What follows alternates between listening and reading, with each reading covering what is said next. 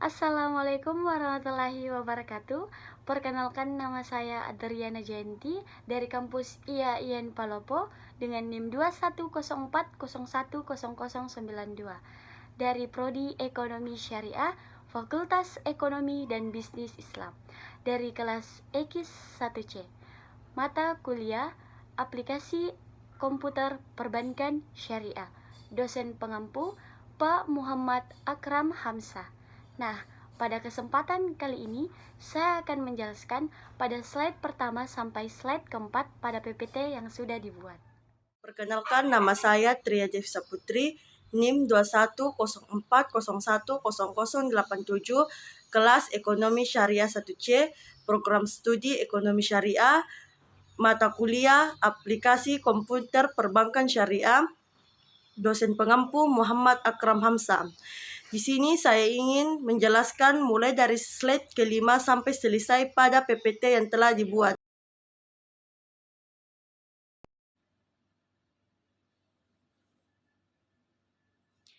Sejarah perbankan. Pertama, kita akan membahas tentang pengertian bank.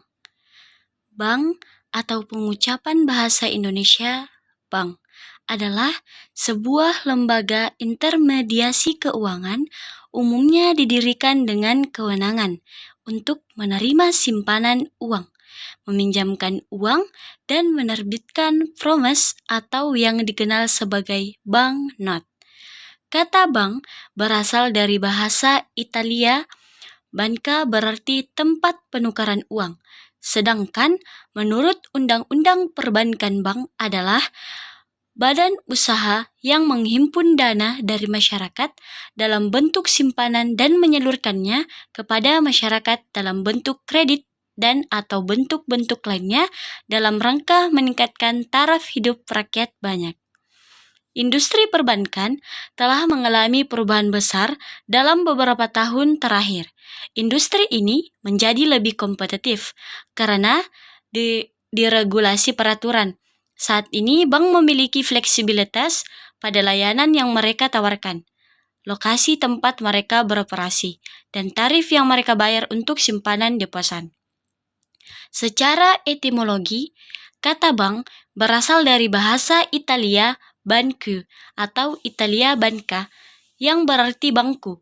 Para bankir Florence pada masa Renaissance melakukan transaksi mereka dengan duduk di belakang meja penukaran uang. Berbeda dengan pekerjaan kebanyakan orang yang tidak memungkinkan mereka untuk duduk sambil bekerja. Yang kedua, kita akan masuk kepada pembahasan sejarah perbankan di Indonesia. Periode 1. Jaminan penjajahan Belanda sampai kependudukan Jepang. Banyak beroperasinya bank-bank memiliki Belanda, De Java Bank, De Nederlands Handelsmaatschappij, De National Handelsbank, dan Comtobank, dan bank-bank lain yang berasal dari Inggris, Australia, dan Cina. Namun, ada juga bank milik pribumi yaitu Bank Desa, Lumbung Desa, dan Algemene Volkskrediet Bank AVB. Periode 2. Pada tahun pertama pendudukan Jepang, kantor-kantor bank ditutup. Pada tanggal 20 Oktober 1942, semua bank Belanda Inggris dilikuidasi, namun AVB tidak dilikuidasi. Periode ketiga. Dibukanya Bank Industri Negara yang bergerak di bidang pembelanjaan pembangunan khususnya industri dan pertambangan. Periode keempat merupakan periode Orde Baru di mana perekonomian terpimpin diganti menjadi perekonomian yang lebih demokratis. Bank-bank pemerintah pun dikembalikan menjadi bank umum dengan tugas khusus. Nah, adapun sejarah bank pemerintah. Sebagaimana diketahui bahwa Indonesia mengenal dunia perbankan dari bekas penjajahnya, yaitu Belanda. Oleh karena itu, sejarah perbankan pun tidak lepas dari pengaruh negara yang menjajahnya, baik untuk bank pemerintah maupun bank swasta nasional. Pada tahun 1958, pemerintah melakukan nasionalisasi bank milik Belanda mulai dengan National Handelsbank (NHB), selanjutnya pada tahun 1959 yang diubah menjadi Bank Umum Negara Bunek, kemudian menjadi Bank Bumidaya. Selanjutnya, pada tahun 1960 secara berturut-turut, Eskom-Petebank menjadi Bank Dagang Negara BDN dan Netherlands Handelsmaatschappij (NHM) menjadi Bank Koperasi Tani dan Nelayan (BKTN) dan kemudian menjadi Bank Ekspor Impor Indonesia (BEII). Berikut ini akan dijelaskan secara singkat sejarah bank-bank milik pemerintah, yaitu yang pertama ada Bank Sentral. Bank Sentral di Indonesia adalah Bank Indonesia BI berdasarkan Undang-Undang Nomor 13 Tahun 1968. Kemudian ditegaskan lagi dengan Undang-Undang Nomor 23 Tahun 1999. Bank ini sebelumnya berasal dari De Javase Bank yang dinasionalkan pada tahun 1951. Selanjutnya ada Bank Rakyat Indonesia dan Bank Ekspor Impor.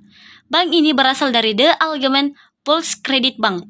Kemudian dilebur setelah menjadi bank tunggal dengan nama Bank Nasional Indonesia BNI, unit 2 yang bergerak di bidang rural dan ekspor impor (Eksim).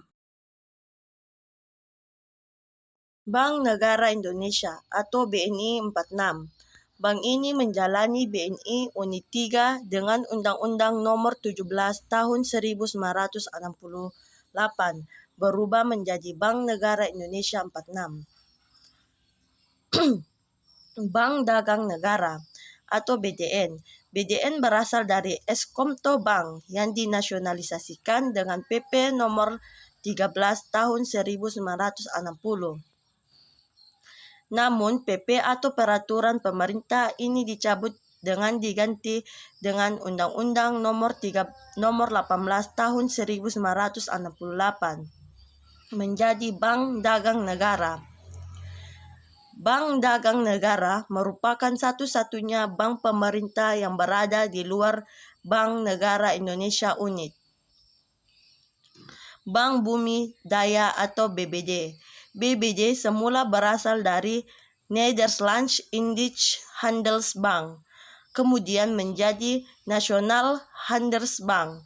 Selanjutnya, bank ini menjadi Bank Negara Indonesia Unit 4 dan berdasarkan Undang-Undang Nomor 19 Tahun 1968 menjadi Bank Bumidaya.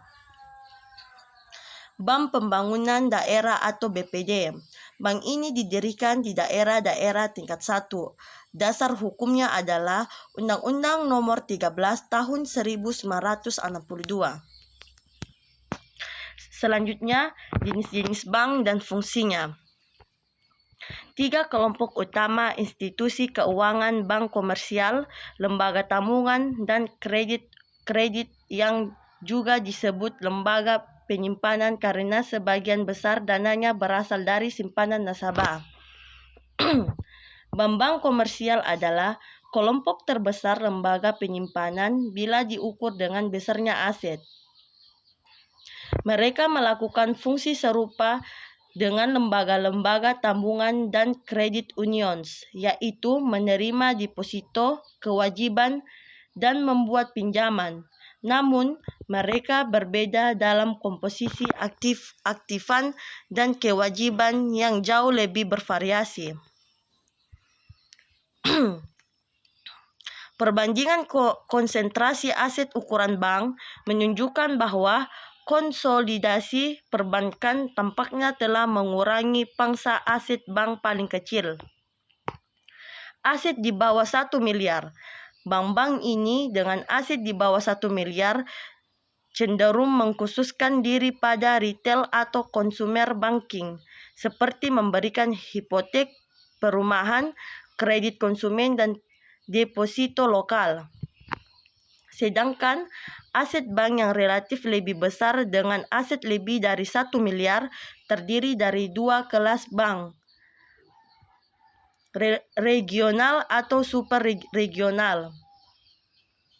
Mereka terlibat dalam grosir yang lebih kompleks tentang kegiatan komersial perbankan, meliputi kredit, konsumen dan perumahan, serta pinjaman komersial dan industri D dan E lending, baik secara regional maupun nasional.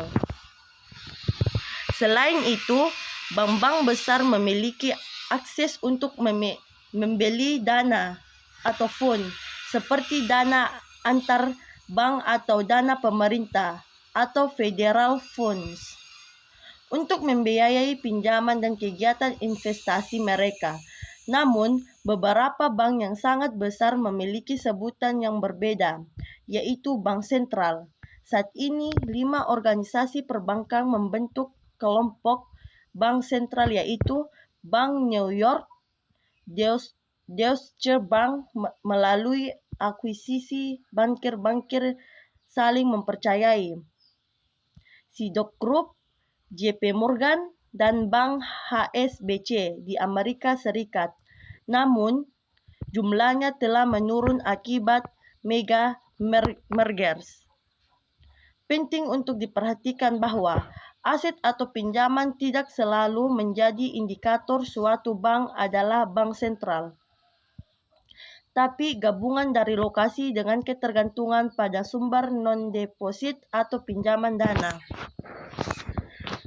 Selanjutnya, tujuan jasa perbankan. Jasa perbankan diberikan untuk mendukung kelancaran menghimpun dan menyalurkan dana, baik yang berhubungan langsung dengan kegiatan simpanan dan kredit maupun tidak langsung. Jasa perbankan lainnya antara lain sebagai berikut. 1. Jasa setoran seperti setoran listrik, telepon, air, atau uang kuliah. 2. Jasa pembayaran seperti pembayaran gaji, pensiun, atau hadiah. 3. Jasa pengiriman uang atau transfer. 4. Jasa penagihan atau inkaso. 5. Clearing. 6. Penjualan mata uang asing. 7. Penyimpanan dokumen.